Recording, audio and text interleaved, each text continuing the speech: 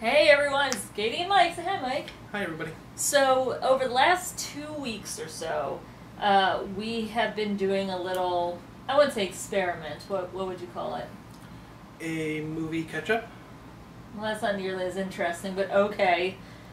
I don't use him for my thesaurus for this reason.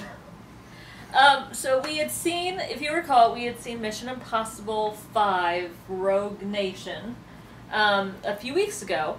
And, but I had only seen, I think, one of them. I realized I had actually only seen the second one. You know, I thought it was the third. And so, we had decided to kind of sit down after watching Rogue Nation, which we thought was a good movie, and see the other ones in order. Because I had previously seen the first, second, and I think the third one. Okay. So, I ended up live tweeting a lot of it. But we actually got a request to, like, oh man, you guys should do a video on it. So we're just going to do a quick video, just kind of talking about each one and what we thought about it. And granted, like, the first Mission Impossible we had seen, like, 2 weeks ago, so hopefully we still have a... I remember some things I recall about that movie. Yeah, I think we can discuss general stuff about it. But yeah, we'll just go through each of the movies, kind of talk about them for however long we feel we necessary. Necessary. We have an idea about it. So the first Mission Impossible, which came out in 1996, and oh boy, can you tell? Yes, it's very 90s. So, oh my gosh, it's just one of those movies where I can understand why it's like it is because it was the first one, and they could have gone any direction with it because really they only took the very basic idea of the TV show. I don't think they had the same characters even necessarily. I think Ethan Hunt is the main character. Okay, but like I don't think they pulled anything except for the fact that like he's a good guy and he stops terrorists and the name of the organization and they do spy stuff. Like that's, you know. And granted, that's basically what the movie... But you can go a lot of different ways. And so, it's not surprising to me that it feels very much of its time simply because it is kind of a generic 90s action movie. For better or for worse. I thought that the first half of it was actually better than the second. Yeah. It kind of loses... kind of goes off the rails.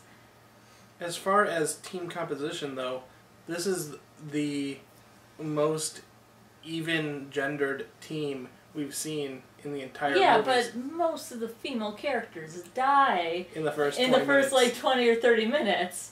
So I don't think that really counts. To be fair, though, it is the most even. And then there's 2 female characters who aren't treated very well. No. I mean, granted, there are other male characters that get killed off at that same time. So it's not like... Oh yeah, the whole team dies besides Ethan and the one girl. Yeah. Was she even was the one girl even see, I must not have caught that, because they all look the same, like, all the characters besides Ethan look the same, except for Emilio Estevez, because I was like, Emilio Estevez, what are you doing here? What the fuck are you doing in this movie? And I looked up, he wasn't even at least on IMDb, which, by the way, IMDb is not necessarily the best source for official stuff. But from what I can tell, he was not actually credited in this, and this was like post-Mighty Ducks. Fandom? Well, not fandom, just post-Mighty Ducks, Emilio Estevez. Even if he wasn't in, like, The Breakfast Club and was in all those movies, he was still, like, a pretty well-known actor. Like, it just surprised me. And it's not like he had, like, a cameo. He had scenes. He was a character. He had lines. He had lines. He was named Jack! Jack! No! And then he gets crushed. And they kind of show it. Don't they kind of show it? Yeah, there's, like, stabby things on the top of the elevator, which is really weird to put at the top of your elevator shaft. Also, they could have just cut away from that. They really did not need to show that part of the movie, but they did. Also, I don't get how that kills that guy, because, like, wouldn't those spikes stab into your elevator? Also, it's weird because he was kind of, like, sitting up and looking up, and I'm like, if I thought that I had a chance to survive, if I got flat on the ground, on the top of the elevator I'm sitting on, I wouldn't look up for one. I would be at least like this, even if I got crushed. Like, my instinct would not be to look at the spikes coming down my face. I feel like we're getting off track, because we're fixated on this.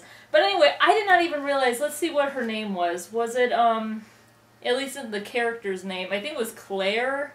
Yeah, because she was Jon Voight's wife. Was she on the team? Because I didn't catch that, because I felt like there were just, like, several women that were introduced on the team that I didn't really recognize. I thought that she was just, like, one of the female characters that shows up kind of later. I was so confused by that movie, and I don't know how much I was paying. I don't know. I thought one of the women survived. She did. That was Jon Voight's wife. Yeah. But I didn't realize that she was on the team with them. But I guess that would make sense, because then he's like, well, now you're going to do all these missions for me. And I was like, okay, I guess she's a part of there now. I did not catch it. But yeah, this was like really, the thing about this movie is that it's very it is very generic in a lot of ways. There are some good parts. I like the first opening, kind of their scene where they do their first real mission, not including their first like opening, which by the way was the lamest opening of all of them, because it was just like them catching a gangster or something who thought that a prostitute had died, and their big thing was making sure that the agent who was pretending to be the sex worker actually woke up and was okay, and that was like the beginning of. And I'm like, I just saw Tom Cruise hanging off of a plane. It's like you go from that all the way down to we did a simple operation that did not involve flight. Or, I don't know what the other one, I forget what the other ones were, but like, or, you know, hanging off of a cliff and then throwing a phone. Like, none of that happened in this one. He threw a pair of glasses. That was it, I'm sorry. They were sunglasses that became a phone.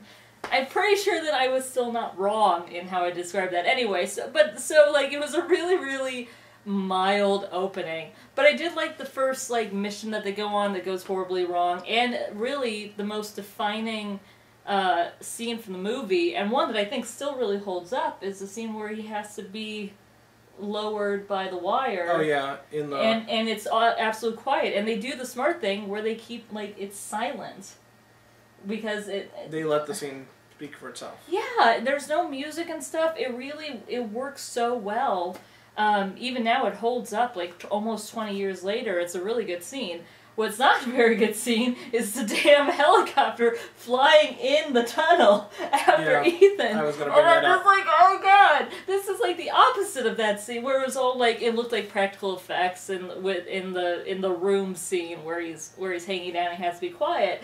Like, that feels way more iconic and real. And real, and it holds up compared to the damn helicopter flying through the tunnel. That was like bad 2000s James Bond. That was like Die Another Day bad. I might even put it in bad 70s Bond. Maybe, yeah, I guess. And I guess there's plenty of bad Bond in the 70s. But like, I'm thinking of Die Another Day and just the stupid that is in that movie. And even in 1996, that was dumb. Other things that I noticed is Ving Rhames has survived all the movies, so I'm impressed by that. I think he's been in all the movies, even if he's had a smaller role in some of them. But yeah, he's I think made he had it. A cameo in the one he wasn't really big in.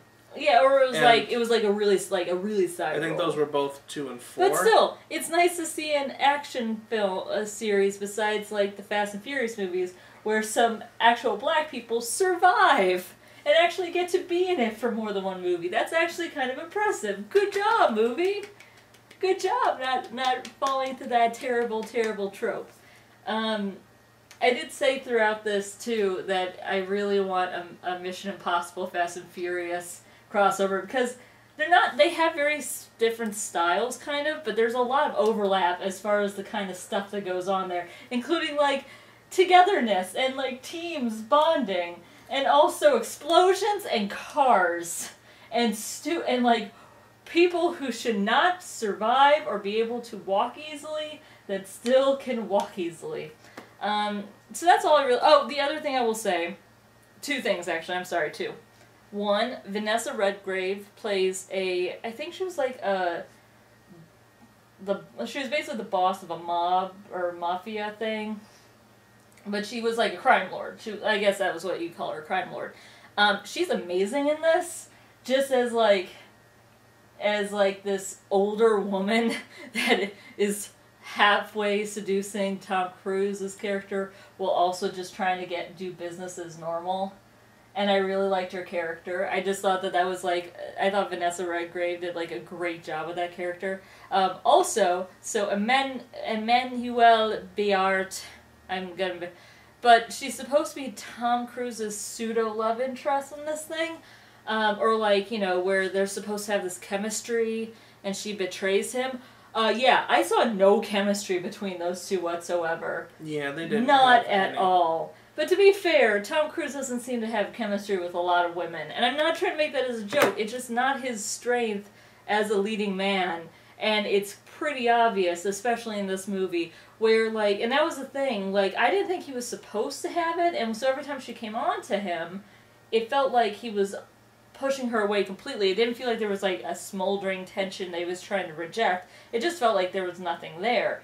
And I thought that maybe that's what the movie was going for, and then Jon Voight was like, and then she played you. She played you, and she thought she made you think that she cared about you, and it's like, really? Because that did not come across. If that's what you're going for a movie, I did not see it. There is no chemistry. I don't understand what you guys were trying to... The way he put it was, I sampled the goods before. I knew you couldn't. Oh, God! It was so gross. This was the other thing about this movie, is that it was so 90s, is that... The casual 90s sexism that they got away with? Yeah, the sexual politics, okay, so when he sees her after Jon Voight's character is supposedly dead, he frisks her, he pats her down, and then he basically, starts, not harassing, but, shaking her and trying to get out the truth, which is fine. But the way they frame it is he's groping her. They made it super sexual, and then he throws her on the bed and gets on top of her to, interrogate her about all this. After, by the way, he thinks that she lost her husband. So, that was about... I would just want, is anybody else seeing this? Someone else is seeing this, right? And I think on Twitter, I might have said something along the lines of oh my god, what is... No! And other people are like, oh yeah, that does happen. I'm like, ah! And it makes me feel better, though, that, because sometimes people point out sexism in movies to you, and you don't see it at first, and then you were like, oh, why didn't I see it? It's nice to know that occasionally I can watch a movie with nothing going into it and immediately catch on, so it's not those blinders that we have as far as sexism in media, we occasionally, I pick up on it instantly. So that makes me feel a little bit better about myself. Especially in 30-year-old movies. Oh, yeah. Yeah, that was pretty 20-year-old movies. So, 96. Oh, yeah, 20-year-old. Oh, my God. You are the math person between us. How do you do that? That's so bad. I missed it by a factor of 10. Anyway, so yeah, it was actually fairly solid for the time. It's way better than a lot of 90s movies, so I will give it that much, and yeah, it was okay. Mission Impossible 2. Okay, this one was the worst. This one's by far the worst. I mean, we could blame John Woo, but to be fair, from what I can tell, there were actual writers on this thing. It's actually, someone pointed this out to me, and I can't remember which movie it is. I can look it up, though. There was basically, it might say in the... There was a movie that this is actually based off of. It's a Hitchcock movie. Well, anyway, I'm going to point out... Okay, we just said earlier that the Mission Impossible movies should have a Fast and the Furious crossover, because they cross over in a lot of ways. And that's a lot of making plans and doing these impossible tasks to get done, right? Having missions and impossible jobs and, these breaking into vaults and all these sorts of weird things. But in this movie, this movie gets the furthest away from that and becomes more of an action-y action movie where it's just like Tom Cruise does less thinking and more go out and doing in this movie, and most of the time it really is to the detriment of the movie because it feels really stupid. Yeah, pretty much. I figured out what the movie that it is apparently based on is Notorious, which I vaguely remember seeing in the past, and it is very similar as far as like a woman that is being basically recruited to go back to like people that she knew and spy on them, and in the case of Notorious, it was the Nazis. It is not the Nazis here, it's just vague terrorist guys who sell to the highest bidder, blah blah blah blah blah, psychopath. It is pretty bad. I think this was the one I saw, and I had no frame of reference. Well, that's the thing, I don't remember when I saw it. So it might have been like just after Mission Impossible 3 came out, and so it's not like, I don't know, the movies were still kind of seen as just okay series with like a pretty good third movie. And so when I watched it, I might have watched it after seeing like Transformers 2, so I had like a low bar as far as like action movies go. And also, like, I think also when you compare it to, like, the James Bond movies of that time, it was, like, pretty run-of-the-mill as far as the quality and... Let's see, Mission Impossible 2 was 2000? Oh, no. So, no, that's Die Another Day territory. Yeah. That's what I'm saying. Die Another Day wasn't good. Yeah, I know, but Mission Impossible 2 wasn't good either. But that's what I'm saying. It was like the same bar. You know what I mean? Okay. It's not like there were like super amazing action movies coming out at that time. There was kind of a slump. So as far as the spy genre goes. As far as the spy genre goes. So, I mean, here's the thing about this movie. It like I said, it's not very good. There's some really stupid choices. Even for John Woo, like... It feels like he's making a satire of his other work, to the point where he has doves, like during the last action scene, doves just keep flying. Doves everywhere. Doves! And slow motion doves. And at first, I saw the first time that he had doves in the shot. And I was like, oh man, there are the doves! He's making fun of himself. And they kept coming, though. And they have Tom Cruise running through the doves so that they fly up. And I was like, okay, at this point, it's not even it's just, you've gone from self-mocking all the way back to just like... dumb. Circle jerking. As far, like, having your entire cast circle jerk. That's a different kind of movie. So... I'm trying to think what else to say about this one. It's hard to tell. Okay, the other thing I will say is that there's some really dumb action-y things. I don't think there's anything quite as dumb as the him chasing Thandie Newton, who, by the way, Thandie Newton deserves better roles. And I think I said this like at least twice while I was live tweeting this movie. Thandie Newton is a very good actress, and she keeps getting thrown into these, like, not very good movies, and this is definitely one of them. But she plays, like, a thief. She plays, like, a cat burglar. And, they Bond-girlized her. They Bond-girlized her really hard. Ethan Hunt stops her from stealing something, and he seems to think that this will endear him to her, which doesn't really... happen, because she's like, no, you screwed over my... I'm not gonna take your offer. And then so she's driving this car in like the mountains, and he goes up next to her, and he calls her on the mobile phone in the car, and then they have this chase scene, which is the dumbest thing. One of them would have died within like 30 seconds. In any other movie, like there's no way that it would happen. And not just that, but they're driving like 40, 50 miles per hour, and they're talking to each other through their convertibles. Like, I could barely hear you driving. That's the thing. Even if they were on their phones, while it happened, which I can't remember if they stayed on their phones or not. Even if that happened, the wind going in an open convertible would not work. And then like they end up like basically, I can't even, it's so hard to describe. You'll know, if you've seen these movies, you'll know exactly the part I'm talking about, where like they hit each other and they're twirling, again, still on the mountainside, and I'm like, why hasn't one of them fallen? But their cars are twirling now, and then they do this slow motion, they're twirling with each other, and they can look at each other like, hi, you. Hi, and they're looking at each other, and it's like they're dancing with cars, and it looks dumb, and the audience knows it looks dumb, and so, like, instead of it supposedly looking cool, people are just going, why the hell is this happening? And then he saves her, and they immediately make out and then have sex, and then she's like, ooh, well, I'm so happy that we did this, woohoo, I guess I'm working with you now.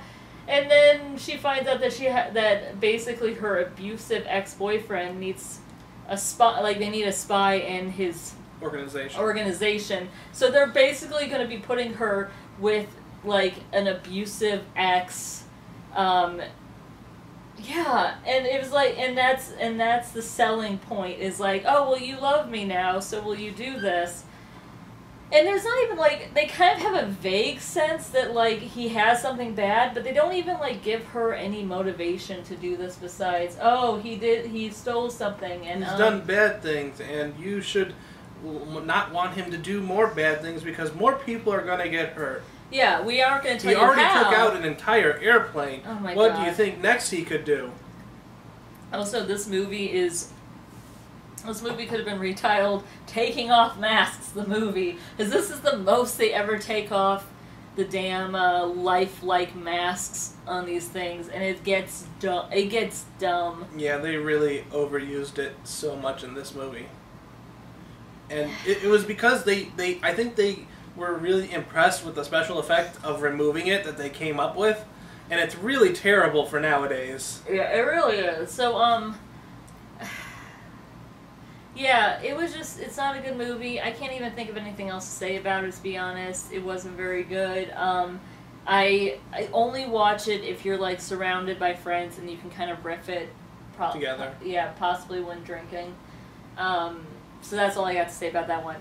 Next is the next good one. It is Mission Impossible 3. And this one I thought actually had the best villain.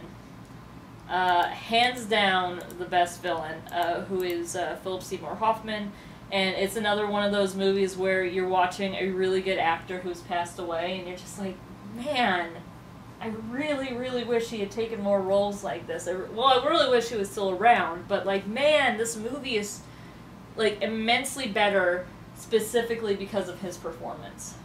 Yeah, he did an excellent job of being an antagonist. He's really chilling. And he was a really pasty, blonde-haired, like, pink-faced guy. In many movies, he was not very intimidating just by his presence. But you get him in this kind of character where the guy has the confidence to just go, no, I'm going to kill you. That's how this is going to happen, is I'm going to kill you now because you've done this. There's a lot of really cool stuff in it, and even the parts that don't make sense, and like the MacGuffin is just not explained. They make a point of like not explaining it because Tom Cruise asks at the end, like, well, what was it? Well, if you come back to the agency, I'll tell you. But not you, audience. You never get to know.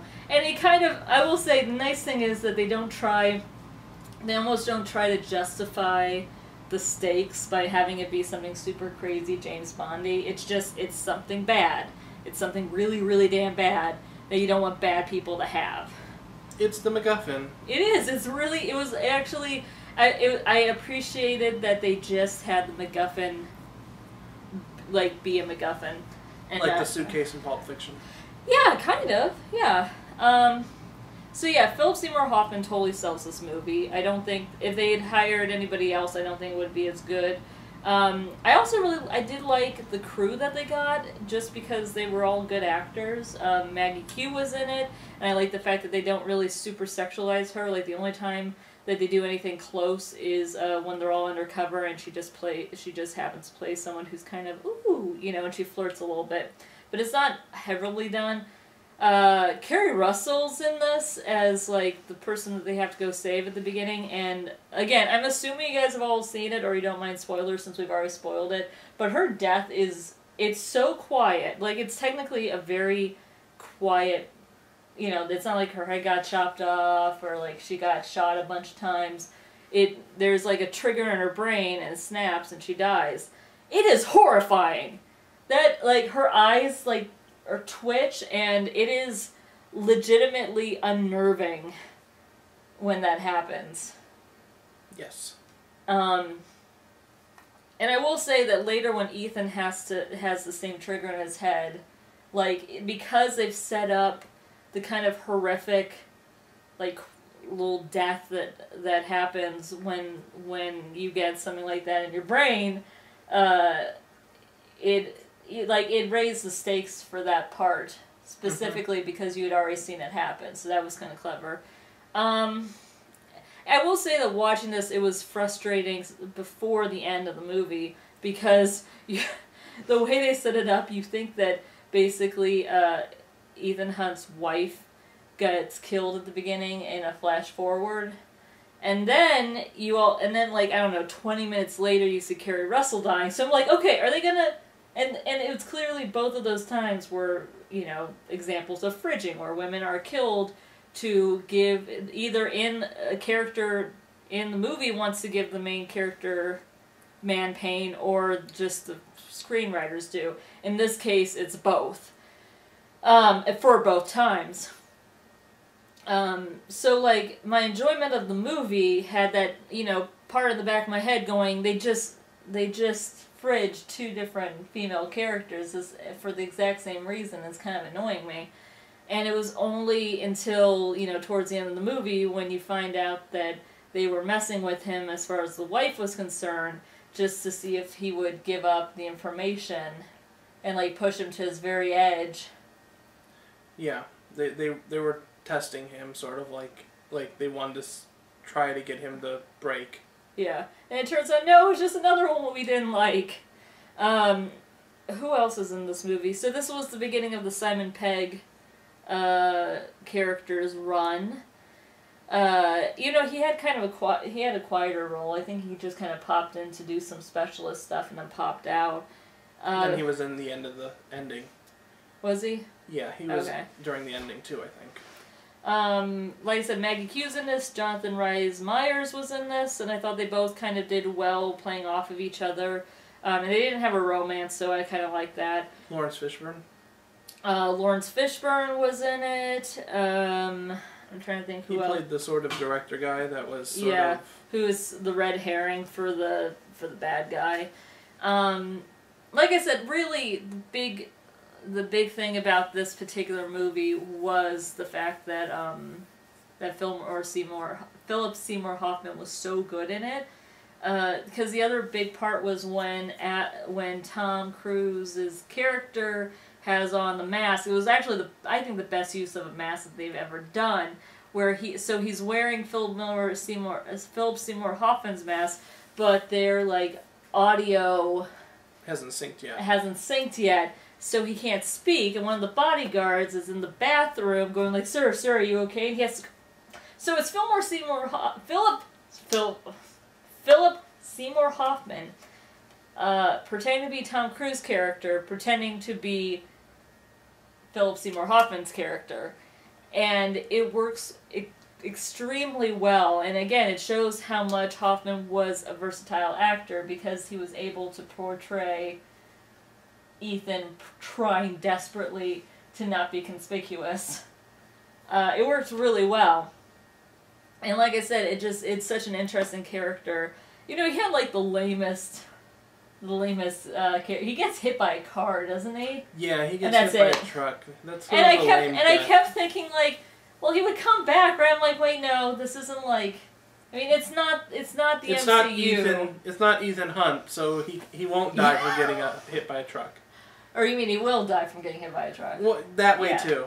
But it's not like the MCU where, like, I don't know, a bad guy can get hit by a car and get up and be, like, just mostly not feeling good. This one is like, no, he's a fleshy, pasty white guy. He probably is not getting up from this. Yeah, it's a good movie. It was solid, and like I said, I do think that the biggest strength for that one happens to be the fact that it was Philip Seymour Hoffman's character, and just how well that they honed that.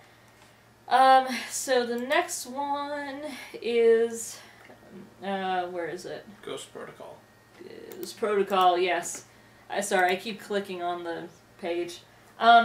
So this one I know was a favorite of a lot of people's. I liked parts of it. I like this one better than 5.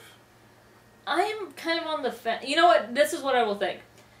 I think 5 has... I still like the female character the most. I know people who like 5 better, and I am actually agreeing with you. I think Ghost Protocol was way more fun. It's definitely the funnest of... Yeah, it's a lot of fun. It's a lot more fun, this one, than is the 5th one. And we should say, too, that each of the movies was directed by different people. Like, the second was John Woo, third one was J.J. Abrams, and then this 4th one was Brad Bird.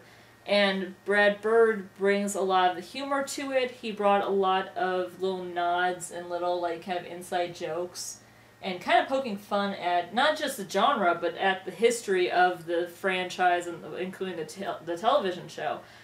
So there's a lot of really kind of nice kind of nudges and winks, like when Ethan listens in on his mission and go like, this will explode in 5 seconds, and he hangs up and walks away, and nothing happens, and then he's like. Then he walks back over to it, hits it, and then walks away. I think it was like he nudges it. He puts like in. I think it's not even that he hits it. I thought that it was that he puts the receiver back a little bit better, and they go.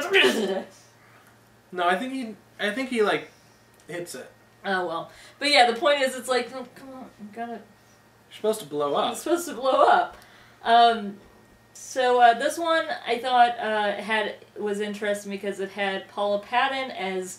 An agent whose partner and lover gets killed at the beginning, so she kind of goes on her own revenge thing, which I thought was a nice twist on the regular trope of the other thing happening. The reverse. The reverse. I'm pretty sure a James Bond movie actually has had that happen before. In fact, most of them I think has, where it's like, a girl I slept with just died. Well, now I feel really bad. I guess I'm going to have to kill someone because I had a direct emotional connection to her after one night. Because I'm noble like that. Here. Goldfinger did it. I think Thunderball did it. The Dead Wife one. The Dead Wife one. There's a lot of Bond movies. I mean, basically all of what's his face's run. I mean, Casino Royale ends with his girlfriend dying. And you then mean, the current guy? Yeah. Yeah. Yeah, like his entire run has been. Well, no, I guess the last. What was it? The Skyfall was kind of. But the other, like the other two that they had. Did they kill off Judi Dench at the end? Yeah. So yeah. So. Now it's Voldemort. Yeah, now it's Voldemort. But. I don't think that he's gonna go after on revenge after.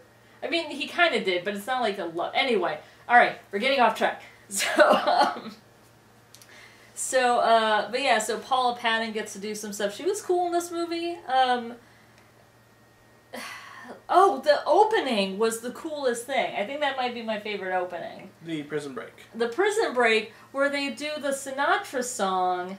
And they're like, why isn't he getting going? Because he has to find his buddy who helped him out, and his buddy thinks he's Russian, and it's like the most fun.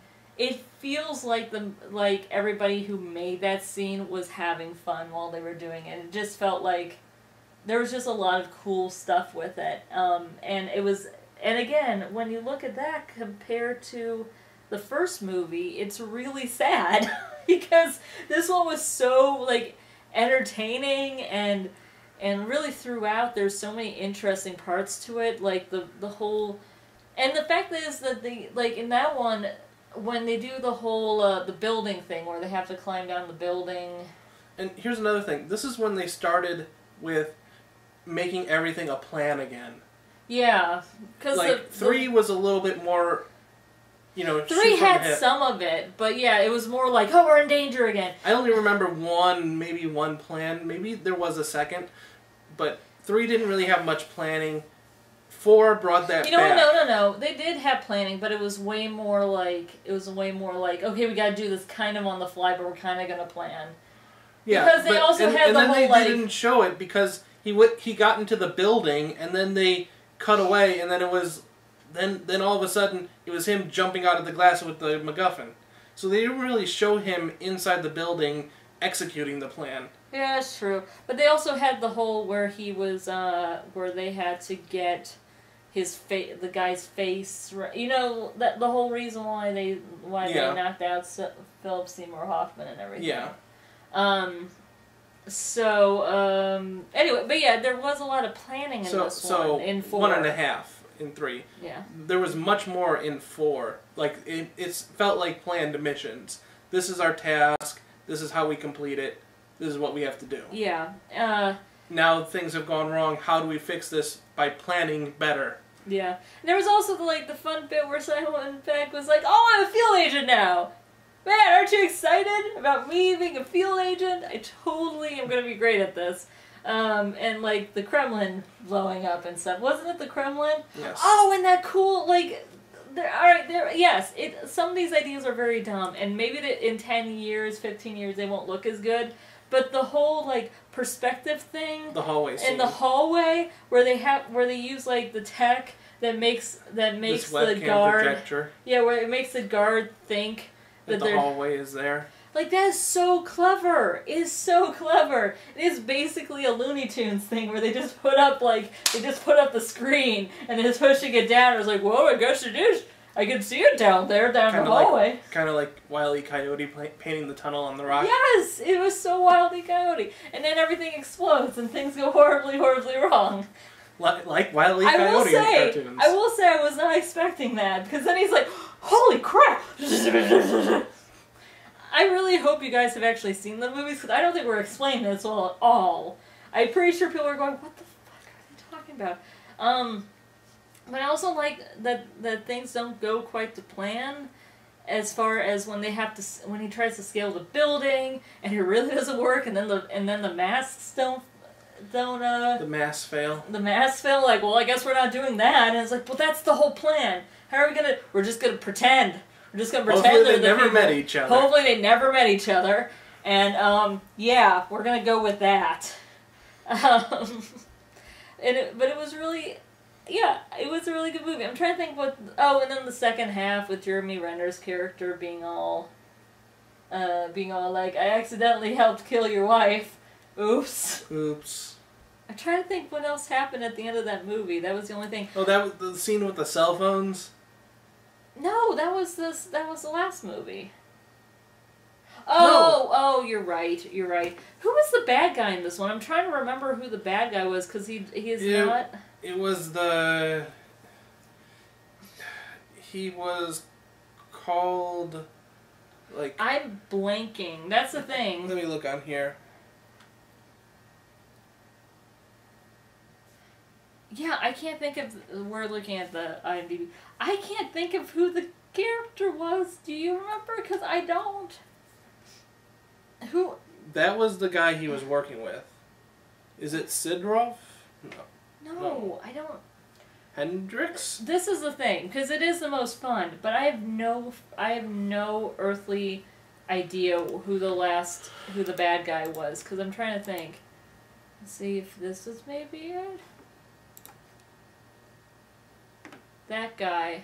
Like, I don't even remember. I'm looking at the bad guy, who is clearly the bad guy, and I don't remember anything about his character except the car thing. I do remember the car garage where and the bomb. Okay, I'm vaguely remembering. It hasn't been that long since we've seen it, and the fact is that I have no earthly idea what his motivations were. what his... He was just a guy that wanted to see the world burn. He had no motivation at all. He just was Oh, wait! He was the guy that won... Oh, no, he launched a nuclear bomb. Yeah, now I remember. Okay, I remember now. He was the guy... But this is bad. I couldn't even remember what the main bad guy motivation was in this one. And that's bad because I actually remember it in 2. 2 was terrible. But I remember, like, it's specifically tied to everything else in this. This could have been anything. So, no, this guy was like, I think he thinks that the world's gonna burn anyway, so we should, like, all... Just nuke it and die. We should just nuke it. He's Swedish in real life. I don't know if he was Swedish, if his character was Swedish, too. So... Yeah, he was a really weak villain. He was so weak. I barely remember anything. I'm trying to remember, like, what they did with him. Oh my gosh, excuse me. I had some 7-Up earlier. He was the one that blew up the Kremlin, and then he was the one that... Okay, well, I know I'm kind of vaguely remembering all this. It's because he's, like, so unattached from the plot. It's mostly just, it's hard to think of him as the villain. He does bad things. And, yeah. I do find it funny that Josh Holloway played the agent who died. Josh Holloway, he was on Lost, but he was also the guy in Community who plays the cowboy paintball guy. The one that is more attractive than Jeff is. And he's like, alright, Mr. Cowboy, let's see who's more attractive.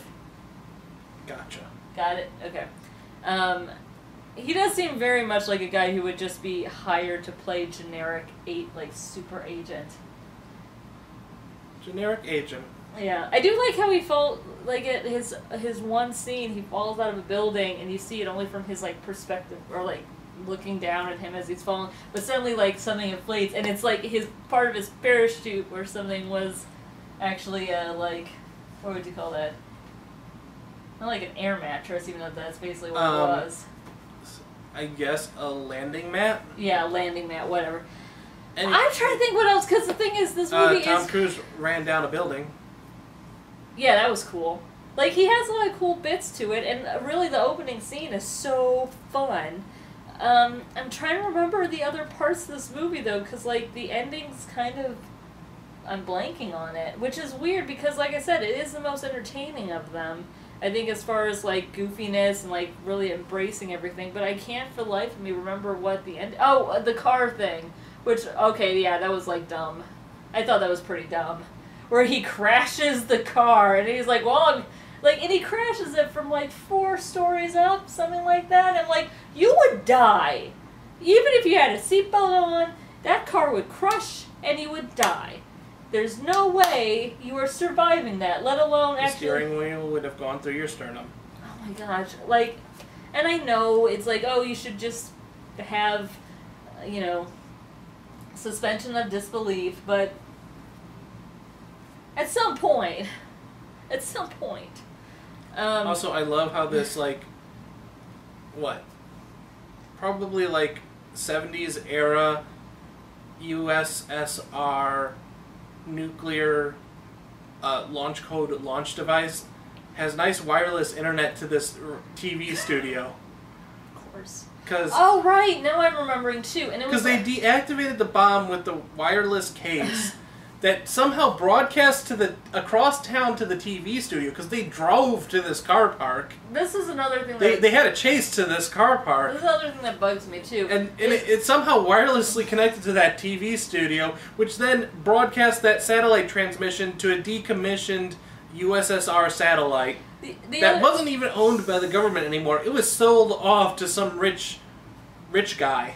The other problem, too, with the ending is that Paula Pann's only role in the ending is basically to seduce this one guy so she can get, into... a launch code, which they don't even use. Which they don't even use. Because it ends up failing. And it's awkward, and, I will say it's, the one time Tom Cruise's character is pretending to be seduced by Paula Patton's character so the guy gets interested again, which is okay. And it's the one time that Tom Cruise in this movie feels like a seductor, I guess. You know, I will say his time, like his the scenes with his wife are actually okay. Like I buy their chemistry a little bit more in a very domestic way, but no, I find it interesting that with Paul Patton, like the only time when there's really any chemistry that he has with any of the female characters in these movies happen, or sexual chemistry, is when his character is definitely pretending. I also question, like, he basically voluntarily gives up his relationship with his wife to go be Spy-Man again. Yeah, and well, it's the whole, like, if I survive and... Because they did the thing where they fridged her, at least to the audience, but at the end they were like, did she really die? No. And then, we don't think so. I don't know. Tom Cruise saying, like, it was a mission. Something. Yeah, that was weird. Like, I mean, I guess I can appreciate the fact that, like, that they didn't end up... Because, I mean, it's not like he knew he was going to save the Earth from nuclear crisis. He was going in for one more mission because one more mission, why not? I don't even know what that was. Yeah, no, I thought... No, wait, no. The reason why he was in the jail wasn't because it was undercover. You know that, right? Yeah. Because, like, he basically killed those people who were after her, and then he got caught because of it. That was that whole thing. That wasn't him getting into jail on purpose. That was like him stopping her from getting hurt. Yeah, he killed the people that were trying to kill them. Yeah.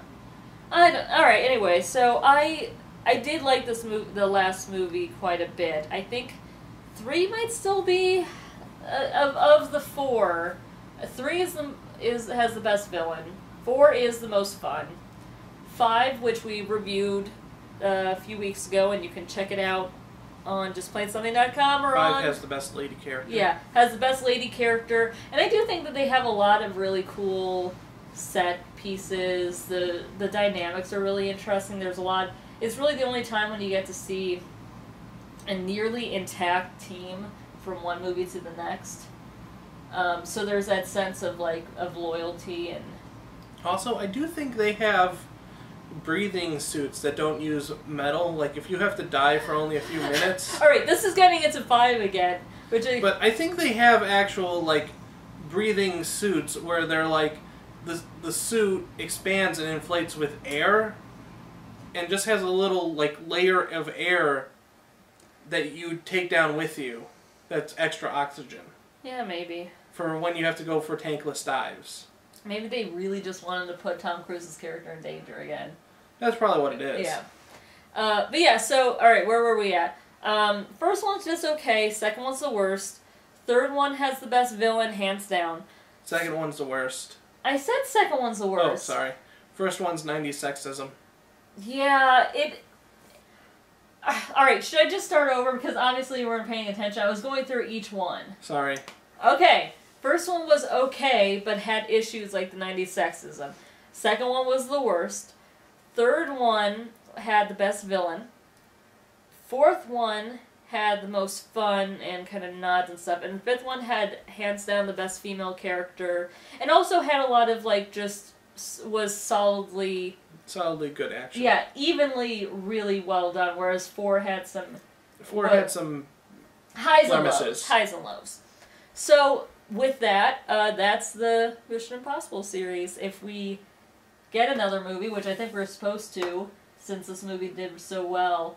Yeah, there's probably a Mission Impossible 6 planned. So we'll probably do a review for that, but probably won't be called Mission Impossible 6, because the last 2 have been called weird names. So with that, we will check you guys later. Bye, everybody. Bye!